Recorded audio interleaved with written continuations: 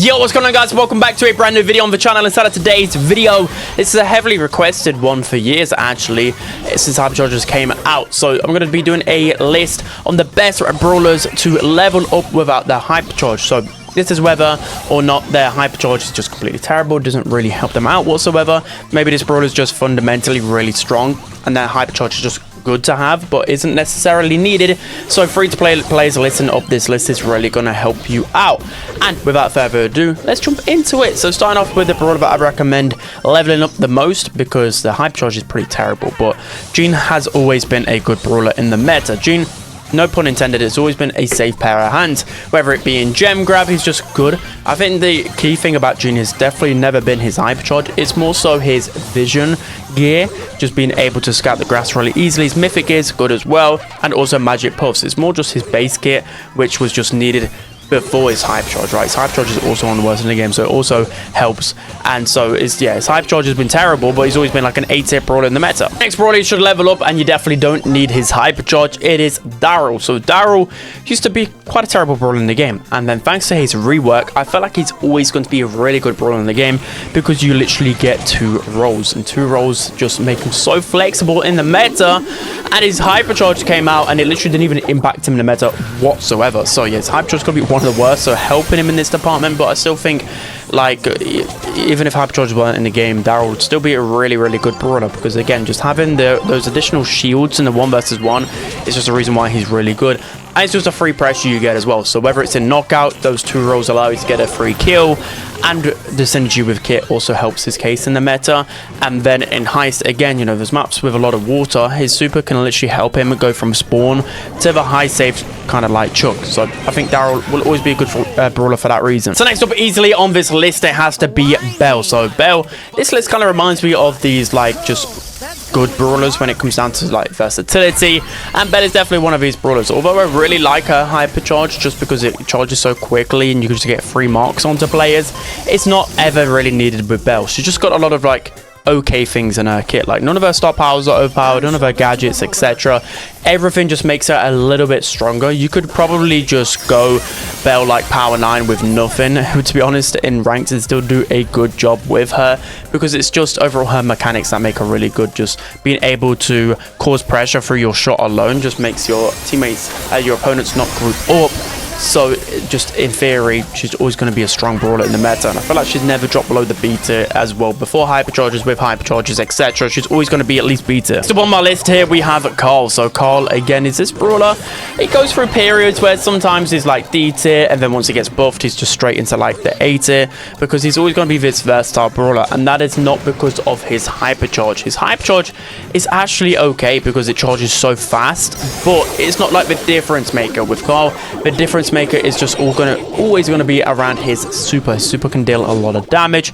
His gadgets as well are good for just that extra little bit of versatility, but just Carl as a standalone brawler has never been dependent on his Hypercharge, and that's why he's on this list. Next brawler on the list is Charlie, and this is thanks to, even before the buff, she was an already like okay brawler in the meta, and it's never been thanks to her Hypercharge. So she was the one that got one of the Hypercharges earliest, I believe, and it's always been pretty meh. It's actually a bit worse than that. It's not been good whatsoever. But the reason why Charlie has always been good in the meta is thanks to her super. Her super is just one of the most broken things inside of the game, because it's just a confirmed kill pretty much every single time. It's so easy to hit still, and that is why she'll never be reliant off her Hypercharge, because Hypercharge is just an extension. You know, her Hypercharge can never really be reworked to make her like completely broken, even if they like change it in some way. So if you get what I mean, like other Hypercharge supers are just team wipe buttons. Hers will always be a 1 versus 1. It's already good enough. So yeah, I just think Charlie is just a perfect brawler to upgrade. So next up on my list, I went with Bull, and this is thanks to his rework as well. This reminds me very much of Daryl, where his Hypercharge used to be very good. Actually, well, that's not the same as Daryl, but you get what I mean. Bull's Hypercharge used to actually be really good, because a standalone brawler, Bull was just pathetic. And now I just think with a rework, your super just gets cancelled very quickly, especially up close. You can get some really good knockbacks with his super, the way that it works now.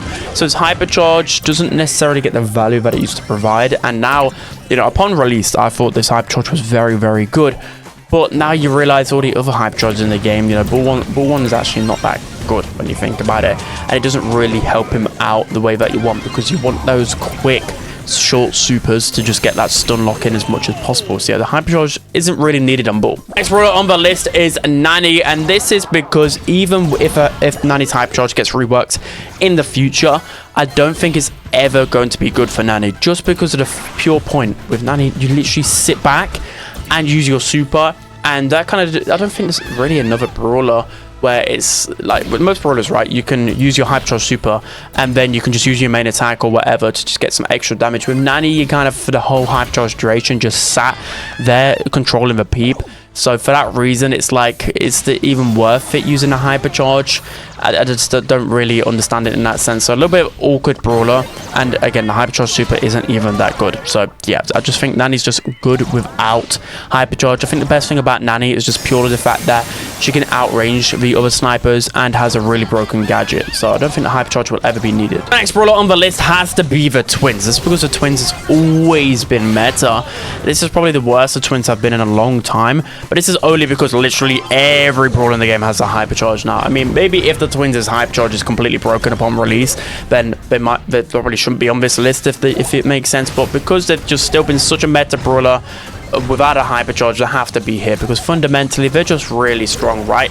A thrower that has a super that can help him against its weaknesses. A thrower's weaknesses has always been tanks and assassins, but the twin just helps defend himself a lot easier, especially with the reload star power on top of that. So just because they've been so good without a hypercharge for so long, they've got to make this ranking. So next up on my list, I've gone with Cordelius. Might be a little bit surprised to some people, but I just think Cordelius is just super and gadget combination just makes him such a strong brawler fundamentally. Yeah, his hypercharge can be really good to confirm those kills, but I think his hypercharge just takes so long to get anyways. Like, do you really need it? Like, again, it's not going to be like some just insane team wipe button. This is the brawlers that don't have a team wipe button with a hypercharge. I feel like the ones that should be on this list, and Cordelius is definitely one of them. It's 1 versus 1 machine, and if already you're a good Cordelius, you know the exact brawlers you need to take to the Shadow Realm.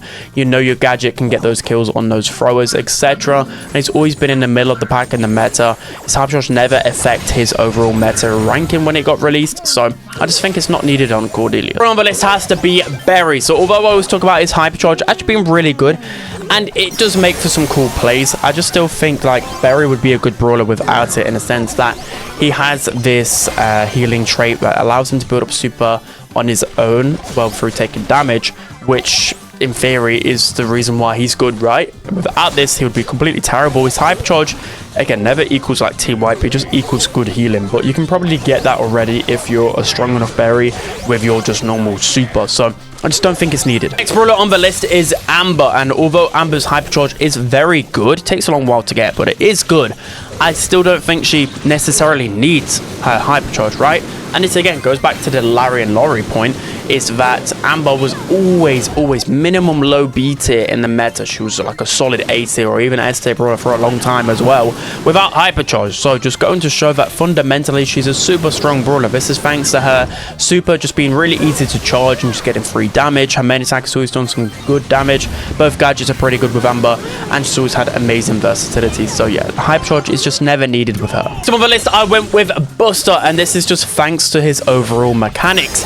Buster, his hypercharge is a good extension. Yeah, it gives him some really good stat boosts, and it has definitely made him a better brawler in the meta. But even before this, he was just a solid option because you could just group up with your teammates, get a free super. Your super can create pressure, and then most of the time your gadget can just get a lethal combination into so many different brawlers and take them down quicker than they can even blink. And just because of this like certain interaction, again, the hypercharge isn't necessarily needed, and the hypercharge super itself is just, I don't know, it's just not really needed. It's just overkill. It just looks pretty, right? So Buster's definitely one of the brawlers that don't need a hypercharge. Next up on this list, I went with Brock, and Brock's hypercharge super, as you guys know, ever since release, it looked really scary and looked really good, but it's just not needed. It really isn't. The thing that's needed the most with Brock is actually just the star power, just so you can chain super a little bit easier and confirm kills better. But the hypercharge just actually makes things worse, and most of the time, like, it's just never going to make an impact inside of the game. The best thing about Brock actually is definitely his gadget, being able to open up the map. That's the reason why I use Brock, to open up the walls, just so it's easier to counter the throwers, etc. hypercharge is never needed. Brawler on this list is Angelo, and Angelo's always been this pesky mosquito. He's always been at the top of the meta. This is thanks to just Angelo's mechanics. He can go over water very fast as a sniper that deals so much damage. The hypercharge as well just takes way too long to get, and it's actually just not that good. The gadgets as well just make Angelo such a good brawler, but it's just mainly just being this sniper that is just so hard to hit whilst also having insane range and damage. He will always be a good brawler because of this. The last brawler on this list is RT. I was going to mention Byron as well. I mean, you easily could put Byron. He has a hypercharge and he's still been one of the best. But mainly RT. RT again, ever since his release, the lowest he's been is beat it, and he's yet to get a hypercharge. Yeah, yes, I know that RT's hypercharge is probably going to be broken upon release, so it kind of might not make sense to put him in here. But at the same time, he's still really good without it. Like, even without his hypercharge, he's beat it in the meta because he's just so good into everything, and that's actually thanks to his gadget rework. So he's got that reworked, so I think it was out of line, or it was something like that. It was one of the worst gadgets ever released, and then they reworked it so he gets his super for free with a click of a button.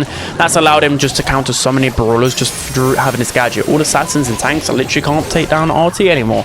Knockout and bounty has always been a really good option. So that's going to be it for today's video, guys. Let me know whether I missed out on any brawlers on the list. Like, again, you guys are probably a bit more accustomed to the free-to-play live. Maybe there's some brawlers that you just never really see the point of getting the hypercharge because they're just already good for you. So that's going to be it, guys. Hope you enjoyed. Don't forget to like, comment, and subscribe, and see you guys next time.